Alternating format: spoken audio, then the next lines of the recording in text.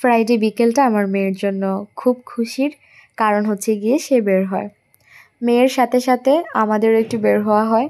আসলে মাঝে মধ্যে একটু রিফ্রেশমেন্টের দরকার আছে বাচ্চাদের সাথে সাথে আমাদের বড়দেরও। আজকে বের হয়ে গিয়েছিলাম রেডি হয়ে, দেন হচ্ছে গিয়ে মেয়ের বাবাকে নিয়ে। আর বাইরে যাওয়া মানে হচ্ছে গিয়ে বাইরের একটু খাবার খাওয়া, সপ্তাহে 1-2 দিন খাওয়াই যায়।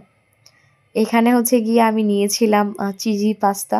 এই চিজি পাস্তাটা আমার এত ভালো লাগে, অলিভ সেই সাথে হচ্ছে গিয়ে মাশরুম, ক্যাপসিকাম সব কিছু মিলিয়ে এত সুন্দর করে সার্ভ করেন, আমার বেশ ভালো লাগে। আর একদম চিজে ভরপুর।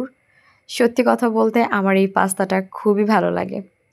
দেন হচ্ছে গিয়েছিলাম ভূতের বাড়িতে গিয়েছিলাম হচ্ছে গিয়ে একটু চা খাওয়ার জন্য।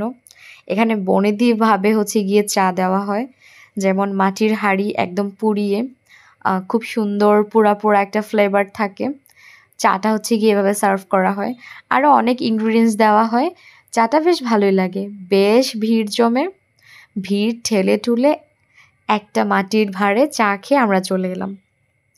যেহেতু বনেদি স্টাইল, আমার বেশ ভালো লেগেছিল। আর মাটির ভাঁড়ে চা মানে হচ্ছে গিয়ে একটু অন্যরকম ভালো লাগা কাজ করে।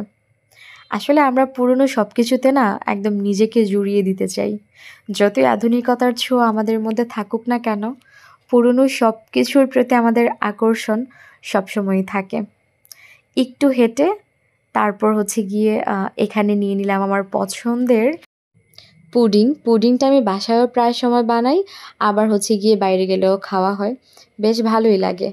আর নিয়ে এসেছিলাম হচ্ছে গিয়ে কাচ্চি যদি হয় কোনো কথা হবে না, শুধুমাত্র কাচ্চি খাওয়া হবে। ওই যে যখন উঠে কাচ্চির প্যারা ভাই, কোনো উপায় নাই। এখানে গরম গরম সুন্দর মতো 1 প্যাকেট কাচ্চি, সেই সাথে বোরহানি নিয়ে আসছে। রাতের বেলাতে খাওয়া একদম জম্পেশ হবে। যদিও রাতে এত ভারী খাবার খাওয়া ঠিক না, তারপরেও সপ্তাহে একটা দিন কোনো নিয়ম না রেখে নিয়মের বাইরে গিয়ে একদম সুন্দর মতো করে নিজের মতো করে কাটানো উচিত। আমার তো এটাই মনে হয়। এখানে কাচ্চির মাংসটা এত সফট ছিল, সেই সাথে আলু, মন প্রাণ সব জুড়িয়ে গেল। সব কিছু শেয়ার করা গেল, কাচ্চির আলু কিন্তু শেয়ার করা যাবে না।